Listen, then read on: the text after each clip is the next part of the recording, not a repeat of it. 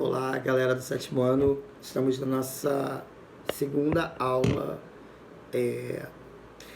do nosso terceiro bimestre, que tem como tema a discussão da arte popular, né, e a arte erudita. Né? Nós começamos a falar semana passada sobre esses conceitos de arte. Vocês estão vendo aqui o cenário diferente aqui atrás, é porque esse final de semana eu estou na casa de minha mãe. Porque é o final de semana do Dia dos Pais, eu vim pra cá, como eu não tenho pai, eu fico com minha mãe, com minha filha e com a minha família que a gente está aqui.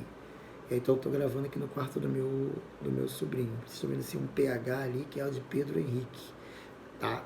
E vamos seguir aqui pra gente poder continuar. E eu quero desejar também a todos os pais, né?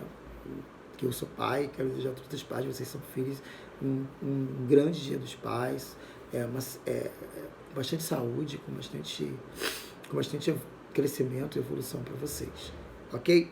Vamos lá, então.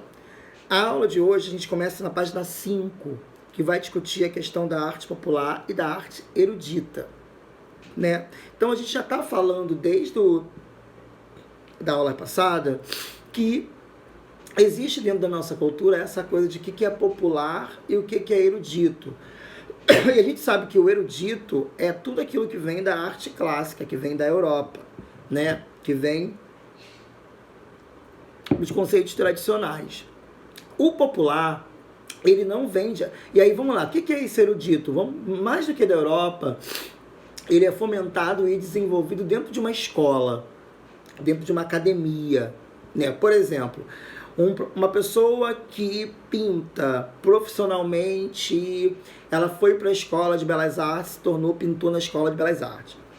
A pessoa que ela é da arte popular, ela não vai para uma escola, ela aprende, a gente chama de autodidata. Ela desenvolve a sua própria técnica, criando uma estrutura de mobilização e possibilidade de fazer o seu próprio trabalho, de fazer as suas próprias técnicas. A gente vai encontrar isso muito no interior, né, das cidades. Pessoas que fazem artesanato, trabalham com crochê, trabalham com cerâmica, né, trabalham com todas essas técnicas que você não vai encontrar numa escola de belas artes. Você não vai encontrar. Até tem matérias eletivas, né? Você vai encontrar a matéria de ceramicista. Hoje nem tanto. Hoje o ceramicista, ele é um pouco considerado um artista. Mas durante muito tempo não foi, assim, considerado um artista, né? As bordadeiras do interior do Nordeste, elas não eram consideradas artistas. É um grande problema que a gente tem nessa política de cultura erudita e popular, é que quando o popular vai para o erudito, ele deixa de ser popular e torna-se erudito. Ele se torna uma forma, uma manifestação de cultura que não é aquela manifestação distribuída que ela era real. Mas vamos lá. Na nossa página 5, vocês pegam na postura de vocês, sei lá, arte popular versus arte erudita. Como sabemos, a arte pode se apresentar de diversas maneiras e trazer em si a representação de várias culturas. Assim como a arte, a cultura também pode ser dividida para facilitar a sua explicação em torno dela mais específica. Eu acho que essa divisão gera preconceitos quando ela não é muito bem discutida, quando ela não é bem falada, porque a pessoa vai achar, vamos dar um exemplo, a pessoa vai achar que o balé clássico é arte e uma dança de rua que as pessoas criam não é. Né? Porque parece que o balé clássico é erudito e a dança de rua é popular. Então a gente precisa entender que tudo isso é arte. Mas eles dão uma desculpa que se divide para facilitar a explicação e tornar mais específica. 2 desses exemplos que eles vão usar são: você é de cultura popular, você é de cultura erudita. A cultura popular é composta por músicas, danças, lendas e crenças representadas pela arte popular, né? Transmitidas de geração em geração, normalmente de maneira oral. O interessante é que eles vão explicando de forma oralizada. Bom, por exemplo, a gente estudou no bimestre passado os indígenas e os africanos antes da colonização. Os indígenas africanos antes da colonização, eles tinham uma escrita? Tinha. As pessoas falam que eles não tinham escrita, eles tinham uma escrita, mas era uma escrita tribal deles. Mas a maioria dos ensinamentos eram feitos oralmente, não era feito de forma igual a gente vai para uma escola aprender, escrever, ter caderno. Nós estamos fazendo um trabalho muito assim. Eu acho que o trabalho do isolamento gerou também na gente essa volta desse trabalho mais oral. O que a gente faz aqui é um trabalho oral. Eu tento dialogar com vocês, explicar a vocês sem precisar escrever. Vocês acompanham o vídeo, vocês estão percebendo o vídeo através dessa possibilidade da gente poder pensar melhor. Então, o que caracteriza muito a arte popular é que ela é transmitida oralmente. Ela não é ensinada numa técnica sentada com um livro numa escola, não. A mãe vai lá e ensina a filha a fazer o crochê, pega a linha assim, assim. O pai vai lá e ensina o filho a fazer alguma coisa lá e vai passando oralmente, não tem um caderno, né, de explicações. Esse tipo de cultura não é produzida através de estudos, que foi o que eu falei, mas aprendida de maneira simples, entre a família ou comunidade. Ela está ligada diretamente às tradições e raramente se modifica através do tempo. Então, assim, por exemplo, os índios as índias da tribo Kaxinawá que produzem cestos coloridos de palha.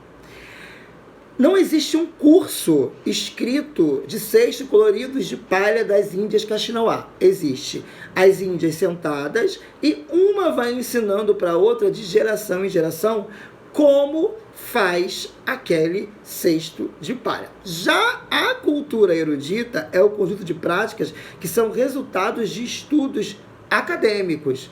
Olha aí, vão para uma escola estudar. E quando eu falo acadêmico, vem desde a escola, né, até a universidade.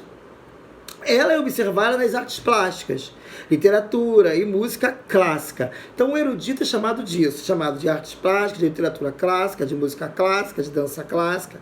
O acesso a esse tipo de cultura é facilitado às classes sociais mais altas. Olha aí, como é que isso gera um preconceito, porque se divide, né? Com a desculpa que para sua apreciação é necessário um conhecimento acadêmico, que normalmente as classes mais baixas não possuem. Então, por isso que muita gente não se identifica com balé, não se identifica com a música clássica, porque eles já colocam o limite dizendo que a gente que é de classe inferior não tem competência para entender o que eles querem fazer com a arte deles. Então vira uma arte muito separada. Com tudo isso, a arte erudita e a arte popular refletem o quê?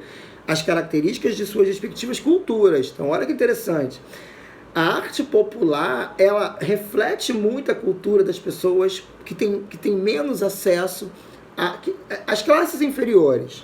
Já a arte erudita, não. Ela está muito faltada às culturas que são ditas superiores no discurso deles.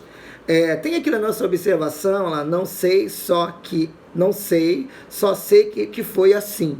É uma cena do filme do Alto da Compadecida. O Alto da Compadecida é um filme brasileiro, baseado na peça teatral de Ariano Suassuna, um grande representante da cultura popular brasileira. O filme passa no sertão da Paraíba e retrata os costumes, o linguajar, religião e vestimentas da cultura nordestina. Assistam o filme e se divirtam com as histórias dos personagens Chicó e João Grilo. Eu acredito que vocês já devem ser vistos, mas vocês conseguem ver ali uma arte muito popular, que é específica de um grupo desenvolvido. Então, essa arte popular, estamos na página 6, tá? Elas também está ligada ao artesanato, foi o que eu falei, né? Assim como a arte popular é a representação da cultura de um lugar, o artesanato também possui essa característica. Mas então, qual seria a diferença entre arte popular e artesanato? Para que possamos entender, é importante saber que o artesanato é um meio de arte, assim como o cinema, a dança e teatro. Então, o artesanato, ele é uma forma de fazer arte. Os artesãos produzem objetos utilitários ou para decoração, em que a técnica é o material. Específicos são partes indispensáveis de um processo que produz muitas peças iguais. Já para o artista, o material e a técnica escolhidos não importam tanto, mas sim o sentido e o sentimento de cada obra que é única. Então, olha que interessante, né? Os artesãos, eles produzem projetos e objetos de várias funções. Eles vão fazer para que possa reproduzir, para revender, mas também vão fazer coisas que façam para o seu próprio sentimento e a sua sensação. Mesmo com essas diferenças da cultura popular para o artesanato, a arte popular e o artesanato precisam que esses conhecimentos, técnicas, lendas e costumes sejam passados de gerações para gerações, para que seus respectivos artistas as produzem. Então, tanto a arte popular como o artesanato, ele é passado de geração para geração. Agora vamos ver aqui os tipos de arte popular brasileiras. Primeira, está na página 6 ainda, 5.1. Esculturas, né? Nós temos esculturas populares feitas na nossa cultura, né? As pequenas esculturas são manifestações artísticas mais comuns da arte popular brasileira. E como é que eles trabalham muito isso? Com o barro. O barro é muito utilizado, e a cerâmica são os principais materiais utilizados para essas modelagens de escultura que trazem seus temas animais daquele local, né, como jacarés, bois, vacas, caranguejos, sertanejos. Então, é muito utilizado no Nordeste, né? O mestre Vitalino, ele é um dos caras responsáveis. Na nossa live, vou mostrar para vocês, eu tenho algumas fotos de um livro do mestre Vitalino. Ele é o cara muito responsável por essa produção de cultura, escultura nordestina com viés popular. A gente também tem a pintura popular, né? Que também as pinturas populares brasileiras possuem diferentes formas para se apresentar. E uma delas é a arte naif.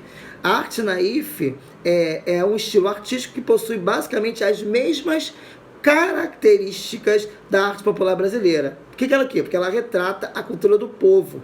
É realizada por pessoas simples, sem conhecimento acadêmico e específico. Ela é rica em cores, criativa e mistura as vivências dos artistas com a cultura em que estão inseridos. A naif, ela é uma arte muito sensibilizada à cultura que a gente está inserido. Outro tipo de material que se utiliza muito e que se desenvolve muito na cultura popular, o tipo de técnica, de produção, que eu sou apaixonado, é a literatura de cordel e a xilogravura, né? Quando falamos sobre a literatura em cordel, é impossível não associarmos a arte da xilogravura, que a gente já falou sobre a arte da xilogravura, né? A xilogravura, que a gente sabe que é um tipo de arte existente desde o início dos tempos, né? Então, assim, o cordel também a gente já falou, também a gente já estudou o cordel nos períodos passados, no primeiro bimestre. A gente sabe que ele tem essa característica de falar e de contar a história dos povos mais inferiores, no sentido, não é inferior de ser inferior culturalmente, mas de cultura que são ditos como inferiores. Outra também tem os causos. O que são os causos? São histórias, né? São, assim, artes, são como as artes plásticas. Também encontramos a cultura popular sendo representada através dos causos, que é um tipo de gênero e é responsável por disseminar essa cultura com a ajuda da oralidade. Então, os causos, como a gente fala assim, os causos do pescador, né? Quando o pescador vai contar uma história, como é que ele pescou o peixe, ele exagera, ele desenvolve uma característica muito contadora de causas. Outra forma de arte popular é a música popular em si próprio. A música sempre fez parte da cultura dos povos nativos no Brasil, em festividades, em rituais religiosos, mesmo antes da chegada dos portugueses e africanos. Então, assim, os índios sempre utilizaram as músicas, né? Eles estavam aqui, as músicas eram uma prática da vida deles. Com grande influência dos ritmos africanos, ocorreu uma junção dos três tipos de músicas e de seus instrumentos, como violas, né? Os europeus trouxeram as violas, os violões e os tambores que vieram da África, formando uma música brasileira que se apresenta hoje, né? Então, o que é uma música popular brasileira? É uma música que mistura todas essas características indígenas, características europeias e características africanas, né? Eles vão se misturando. A partir de 1800, as misturas se consolidaram, dando origem aos ritmos nascidos no país, como o lundu e a modinha, que são ritmos que foram criados com essas misturas. Esses ritmos também servem como influências na criação do choro, que é um outro tipo de música, que é o chorinho. Por exemplo, a gente tem uma principal representante sendo Chiquinha Gonzaga, só que a Chiquinha Gonzaga não é grande representante do choro. O samba é uma grande arte popular. O samba, o pagode, o forró, né? Eles são grupos, são músicas, trabalhos que foram construídos dentro desse processo de arte popular, né? Então vamos lá. Vocês agora vão fazer o praticando, né? Vocês vão ter que, e esse praticando vocês vão ter que ouvir, né? O causo que está lá no QR Code. Então vocês vão ter que botar lá no QR Code da página 7. Por isso que eu estou fazendo o vídeo agora. Vocês precisam ouvir, por isso que eu estou parando agora o vídeo em 15 minutos. Ver o vídeo do Rolando Boldrin contando um caos. Para vocês resolverem a questão 5, que após ouvir o caos contado por Rolando Boldrin, escreva você mesmo um caos baseado em uma história interessante vivida por algum membro da sua família. Então, precisa de tempo, requer tempo, tá? Então, por isso que a gente vai parar o nosso vídeo agora em 15 minutos, ou melhor, em 16, para vocês poderem fazer, assistir o QR Code e fazer o caos, e a gente se encontrar daqui a pouco na nossa live, ok? Beijos!